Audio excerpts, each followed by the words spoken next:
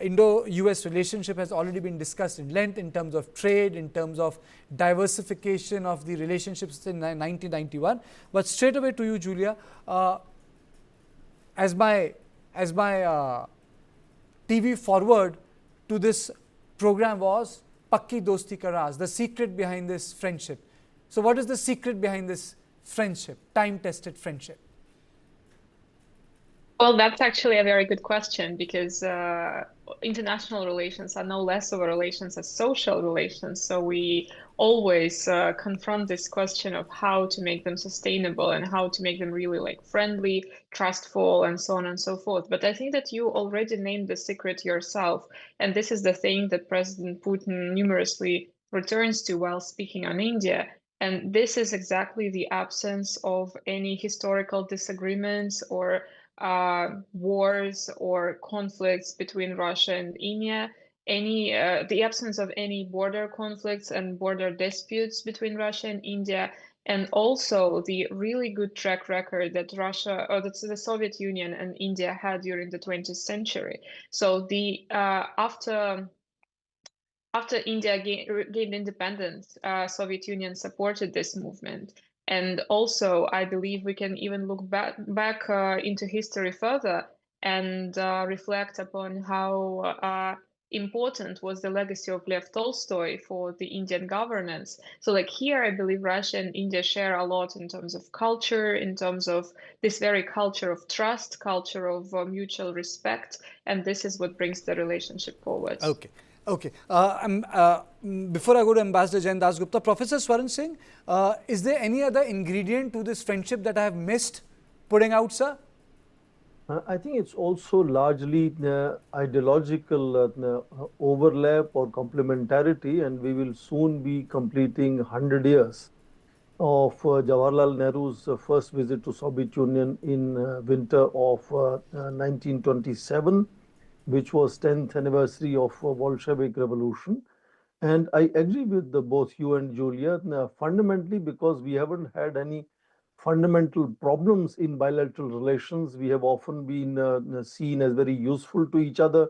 In fact, in 50s, when India was extremely dependent on United States, Nehru had made another visit in 1955 to Soviet Union, which laid foundations which was carried forward by his daughter, leading to August 1971 friendship agreement with Soviet Union that really laid it thick, all the way to Manmohan Singh in 2010, starting a special and privileged, comprehensive and privileged strategic partnership, to Prime Minister Modi having met already President Putin 22 times and looking forward in December, early December, for their 23rd meeting in Delhi. And I think that together sets the stage, as on 1st of this month, US tariffs shot up to 100% in some sectors in terms of branded and registered pharma, furniture and heavy trucks. In that backdrop, and looking forward to setting the stage for his early December visit, the detailed comment that President Putin made showcasing his chemistry and bonhomie with both India as a nation and a society, and also Prime Minister, I think, set the stage in that sense. And I understand PTI is reporting that he's already instructed his officials to lay down strategies to smoothen this problem of trade balance and how to reach to their set target of $100 billion of trade by 2030, which is how they are saying that we will start by importing from India more of pharma goods and also agricultural products and so on. So I think it's a very positive swing and positive mood that seeks to offset the negative impact of tensions with the United States. Ambassador Das Gupta, your opening comments? Well, I think the US, if you set apart, what has happened in the recent past, India and Russia, and before that the Soviet Union, have had a very balanced relationship throughout. There were never any ruffles, never disagreements, and Soviet Union and then the Russians have stood by us solidly in any international conflict in which they had to take sides. Even in the 1962 war with China, of course, the Russians, the Soviet Union maintained neutrality, but they made statements which were critical of China, and they also stopped the aid for nuclear energy to China.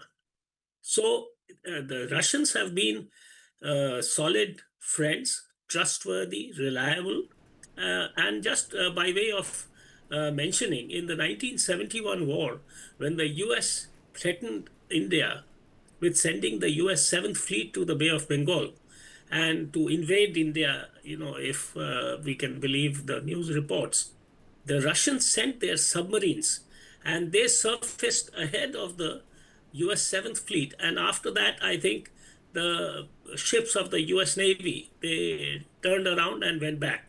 So that is the kind of support that we have had.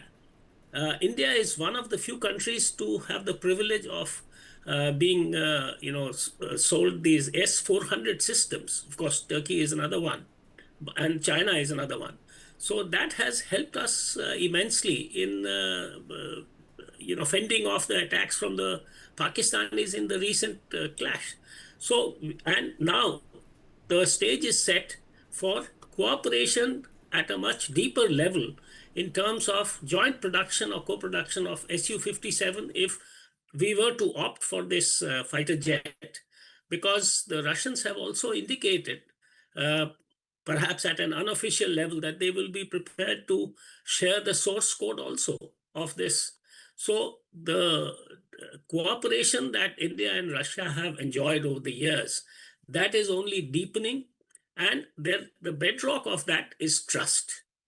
Ambassador Gupta, in 70s and 60s and 80s, Soviet Union was a rival to the United States of America. China was not in the picture. Today, China is a major power, and Russia comes across, if I may use the word, if not subservient, but as a smaller power. Does it complicate the issue?